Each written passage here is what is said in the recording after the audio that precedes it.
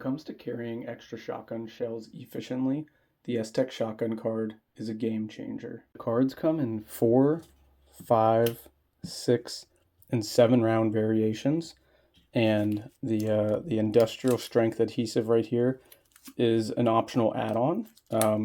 However, they are pretty much needed if you are intending on placing them on the side of a shotgun receiver. As pictured here with my shotgun.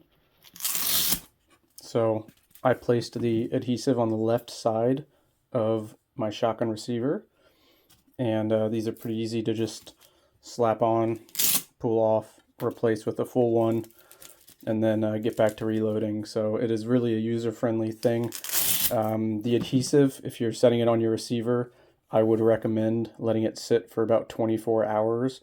And it pulls right off, and there's no marks on your receiver or anything, so it's not like you'll be messing up your beautiful Benellis or Mossbergs or whatever you're running. So all in all, it's a fantastic product, and yeah, check them out on my website at IntelGoons.com.